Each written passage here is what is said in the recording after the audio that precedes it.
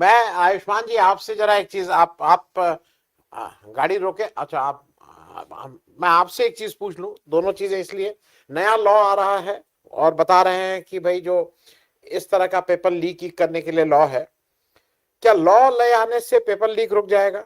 आपको कहीं भी थोड़ी भी उम्मीद है? 10 साल की सजा, 10 करोड़ का जुर्माना। तो 10 करोड़ क्यों, मेरे ख्याल में तो मांग होनी चाहिए 1,000 करोड़ का जुर्माना, 200 साल की जेल। इन सब बेवकूफी की बातें करने से क्या मूल मुद्दा जो है वो खत्म हो जाएगा? तो एक तो मैं आपसे इस पे कहूंगा, अब मोदी जी को बताएंगे कि मैंने क्या कर दिया, मैंने क्या कर दिया। दूसरा, 47 लोगों को एनटीए के उन्होंने हटाया, उसको उसको दोषी माना। लेकिन वो जो बाकी लोग आएंगे वो उसी शाखा से पर्ची लिखवा के भाई साहब की वही लोग अपॉइंट होंगे। तो वो गुणवत्ता तो कोई चेंज होगी नहीं ना, वो एक को दूसरा उसी तरह का एक कोई व्यक्ति रिप्लेस करेगा। तो एक तो इस पे। दूसरा, एक डिस्टर्बिंग चीज आज सुबह आई कि दिल्ली पुलिस ने 20 तारीख के बाद 21, 22, 23 को फेस रिकॉग्निशन सिस्टम जो है, एफआरएस उनका है, उसके द्वारा 3 दिन में 2,500 ऐसे व्यक्ति चिन्हित किए हैं जिनका क्रिमिनल रिकॉर्ड है, एफआईआर है या कुछ इस तरह का। और उनका यह मानना है कि देखिए इस तरह के लोग आ गए, और यह भी चलाया जाने लगा कि 400 हैंडलर्स जो हैं वो पाकिस्तान से हैं और क्या क्या है, इस तरह की बातें हो रही हैं। मैं जरा जानकारी के लिए दर्शकों को बता दूं कि जो हमारी पार्लियामेंट है उस पर करीब 46% लोग क्रिमिनल बैकग्राउंड वाले हैं। तो ये तो 2,500 हैं, शायद 25-30 लाख लोगों में उसमें आना जाना जो होगा, जो भी लगाए, 2-4-5 लाख लोग तो आ ही गए होंगे इस 3 दिन में। लेकिन पार्लियामेंट में भी 46% लोग क्रिमिनल बैकग्राउंड के। इस उसके साथ, क्योंकि ये बेसिकली एक इस तरह का ये ओपन डोर करके रख रहे हैं, 15 एफआईआर भी दर्ज करके रख दी गई है बिना नाम की। क्योंकि अब जिसका मन आएगा, जिसको तंग करना होगा, ये पुराना हथकंडा है, उसका नाम उसमें डाल के उसको अंदर कर दिया जाएगा। मैं इन दोनों चीजों पर, और बाकी जो इस्तीफा हुआ उस पर तो आप बोलिए ही बोलिए, लेकिन ये जो नया कानून ला रहे हैं इसका कोई मतलब है या ये केवल लोगों को भ्रमित करने के लिए है? आयुष्मान जी। तो नमस्कार आनंद जी, प्रोफेसर शशि और डॉक्टर संदीप कुमार, आप लोगों को भी नमस्कार। मैं एक्चुअली आप देख रहे हैं कि मैं गाड़ी में बैठा हूं। मैं एक्चुअली सुबह से ही जंतर मंतर आ गया था और यंगस्टर्स से मिला, काफी यंग लोगों से मिला, बातचीत की।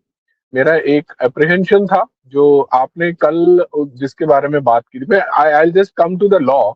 जो आपने कानून के बारे में बात पूछी है मैं उस पर आ रहा हूँ, लेकिन इससे पहले ये बताना जरूरी है। तो मैं ये जानना चाह रहा था, आपने जब कल बोला कि मतलब लग तो रहा ही था कि राजनाथ सिंह ने जो कहा था 10 साल पहले वो उसको छोड़ देते हैं कि इस्तीफे नहीं होते हैं, लेकिन ऐसा लग रहा था कि इस्तीफा होना पड़ेगा, सिचुएशन ऐसी बन गई थी। तो कल आज मैं आया, मैं बच्चों से बात करना चाहता था, सुनना चाहता था कि वो क्या कह रहे हैं। देखिए हमारे साथ परेशानी मेरे को ये समझ में आई है हमारे। आयुष्मान जी, एक मिनट मैं बीच में रोक रहा हूं। ये खबर आई सीजेपी और नड्डा जी की जो बैठक हुई उसमें सारी मांगे मांग ली गई हैं। मंगलवार तक एफआईआर की कॉपी देगी सरकार, और 1 करोड़ रुपए देने, बच्चों के परिवारों को देने की बात आज उन्होंने कह दी है जी। आयुष्मान जी, आगे आगे आप शुरू, हाँ, कंटिन्यू करें। हाँ, नहीं, ये यही है, इसी के बारे में मैं बोल रहा था कि क्या। देखिए मेरा ये मानना है कि इंडियन डेमोक्रेसी, भारतीय लोकतंत्र जो है वो एक एक्सपेरिमेंट है, सोशल एक्सपेरिमेंट है, जो कंटिन्यूअसली प्रेशर में आता है। और उसको मतलब उसको सुदृढ़ रखने का एक ही तरीका है, कांस्टेंट क्रिटिसिज्म। तो उस कांस्टेंट क्रिटिसिज्म के कारण अब ये दिख रहा है 12 साल के बाद कि उसने, जैसे प्रोफेसर शशि ने बहुत साफ बोला, उसने उस लोकतंत्र को फिर से पूरी, मतलब वो कहीं गया नहीं था वो, लेकिन उसकी जड़ें खोदी जा रही थी। तो अचानक ऐसा लगता है कि उसमें खाद डाल दिया है फिर से इस 20 तारीख के आंदोलन ने। 20 तारीख, मैं हर आपके शो में बार बार बोल रहा हूँ, 20 जुलाई 2026 जो है वो इस देश के इतिहास में बिल्कुल गोल्डन लेटर्स में आने वाला है। उस दिन जो हुआ, वो एक काम हुआ कि इस लोकतंत्र में ये बच्चों ने दिखा दिया कि भय जो है, वो जो जिसको स्थापित करने में ये जो पूरी बुली रजीम है, उसने जो बड़ी अच्छी तरह से काम किया था उस पे, उसको खत्म कर दिया उन्होंने, है ना। तो ये अब स्थिति ऐसी बना दी है बच्चों ने कि डर को ही नहीं रहा। अब छोड़िए, डर की बात तो ऐसी है कि इन्होंने इतना डराया और इन बच्चों ने जैसे खत्म किया है, तो आप देखिएगा गांव देहात में भी डरेगा कोई नहीं अब, है ना। और जिस तरह से मोदी जी ने कल बोला था कि मेरे बारे में क्या क्या कह रहे हैं, उनको क्या लगता है, मतलब ये सुन के अजीब सी बात लगी थी। उनको क्या लगता है लोग उनके बारे में क्या सोचते हैं, अजीब सी बात कह रहे हैं वो, कि वो उनके बारे में क्या क्या कह रहे हैं, ऑफ कोर्स क्या क्या कह रहे हैं, है ना। अब आपने कानून के बारे में मुझसे पूछा, तो मैं आपको ये बोलता हूं कि आप कानून बना के देश नहीं चलाते। अब कानून जरूरी है देश चलाने के लिए, लेकिन उस कानून को लागू करने के लिए एक इंटेंशन होना चाहिए। उन्होंने सिर्फ कानून की बात नहीं की थी, उन्होंने फास्ट ट्रैक कोर्ट की भी बात की थी, अगर आप ध्यान हो आपको परसों। तो ये फास्ट ट्रैक कोर्ट और कानून जो है, वो उस इंस्टीट्यूशन क्रिमिनल जस्टिस सिस्टम पे काम करते हैं, और उसका उस क्रिमिनल जस्टिस सिस्टम का एक बहुत बड़ा जो जो हाथ है, जो एक आर्म है, वो है हमारा पुलिस स्ट्रक्चर। तो जब तक आप जिस तरह का केस उनको बना के ले जाके कोर्ट अदालत में पेश करेंगे, अदालत उसी के ऊपर तो अपना फैसला देगी। जब 2024 की बात, एनईटी के बात पे कहा गया था कि हर आदमी जो इसमें शामिल है उसको कड़ी से कड़ी सजा दी जाएगी, तो अब जाके पता लगता है कि सीबीआई ने मेन अक्यूज को, मतलब जो मेन अक्यूज भी नहीं था, अभी तो वो हुआ ही नहीं था उसमें कुछ, तो जो मेन आदमी था उसी को क्लीन चिट दे दी थी और बोला था कि ये हुआ ही नहीं है, चीटिंग हुई नहीं है। तो आप क्या करेंगे उस कानून का, 10 साल की सजा का क्या करेंगे? आप एक ही काम करेंगे, उस सजा, उस कानून को इस्तेमाल करके जो निर्दोष है उनको दबाएंगे। ये बहुत सिंपल सी बात है, ठीक है। आपका जो पूरा क्रिमिनल जस्टिस सिस्टम को आपने जिस तरह से तोड़ा है, उसके आर्म्स को यूज करके आप उसको उसी तरफ ले जाएंगे। और जितना भी फास्ट ट्रैक कोर्ट हो, नॉर्मल कोर्ट क्यों नहीं काम कर सकता? ये मेरा सवाल है, मैं खुद वकील हूं, है ना। सबसे बड़ा हिंदुस्तान में लिटिगेटर कौन है? स्टेट है। आप वो सिस्टम को, उसके ऊपर आपने जो बर्डन लादा हुआ है, उसको क्यों नहीं हल्का करते हैं, ताकि कॉमन जो केसेस हैं उसको सुना जाए, वो अदालतें सुने, उनको खत्म करें। तो चलिए, वो ये सब ड्रामेबाजी है। मेरा कोई इसके ऊपर मेरा यही कहना है कि जो नॉर्मल क्रिमिनल प्रोसीजर है उसके अंदर बहुत अच्छे से काम किया जा सकता है, सब कुछ हो सकता है, सबको सजा मिल सकती है। ठीक है, हाँ, आपने सजा बढ़ाई है, बहुत बढ़िया, 10 साल करिए, 20 साल करिए, मतलब ऑफ कोर्स फांसी तो नहीं कर सकते इसमें, लेकिन 10 साल 20 साल आप जरूर करिए। लेकिन आपका इंटेंशन होना चाहिए उसको करेक्टली इंप्लीमेंट करने का, जो इस सरकार का इंटेंशन कभी भी पहले दिन से नहीं रहा है। उनका काम है, उनके पास वॉशिंग मशीन है। ये अब क्या लगता है धर्मेंद्र प्रधान का क्या होगा?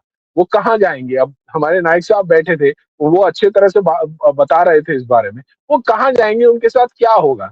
बीजेपी का एक स्ट्रक्चर है, वो बीजेपी को उसी स्ट्रक्चर से काम करनी है। अब मुझे बताइए कि वो 20 एमपीज को ले जाके बिठा के उन्होंने जो पूरा अपना एक वो किया था, शो ऑफ स्ट्रेंथ किया था, उसके बारे में बीजेपी क्या बता रही है, उसके बारे में क्या कहने वाले हैं वो? तो मैं बच्चों से जब सुबह बात कर रहा था, तो मैं ये जानना चाहता था कि उनका इस बारे में एक्चुअली सोचना क्या है। प्रोफेसर शशि भी बात करके आए हैं, I think doctor Sandeep Kumar भी गए थे वहां पे। मेरा ये जानना है कि वो बच्चे एक्चुअली क्या सोच रहे हैं। क्या, देखिए, 2018 में पहली बार राहुल ने बात शुरू की थी कि आप एजुकेशन सिस्टम को तबाह करने में लगे हैं और इसका खामियाजा आपको भुगतना पड़ेगा।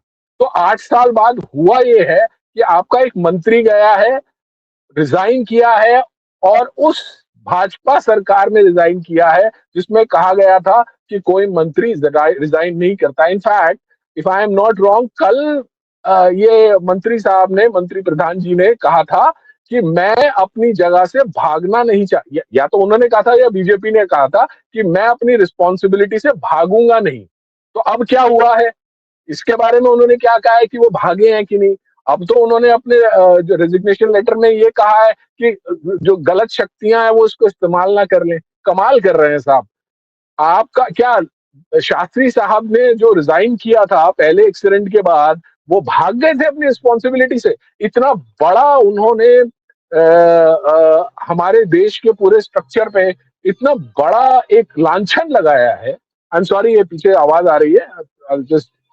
तो इतना बड़ा लांछन लगाया है उन्होंने कि जो मॉरल ग्राउंड्स पे मिनिस्टर रिजाइन करता है, वो अपनी रिस्पॉन्सिबिलिटी छोड़ के भाग जाता है। इससे घटिया बात, मतलब इससे घटिया बात क्या कहें, भाजपा ऐसी घटिया बात ही करती है, तो छोड़ देते हैं उस चीज को। लेकिन मुझे ये समझ में आया बच्चों से बात करके साफ साफ कि इन लोगों को अच्छे से मालूम है कि इश्यू एजुकेशन सिस्टम का है, अनएम्प्लॉयमेंट का है। इश्यू इस मंत्री के तक लिमिटेड नहीं है।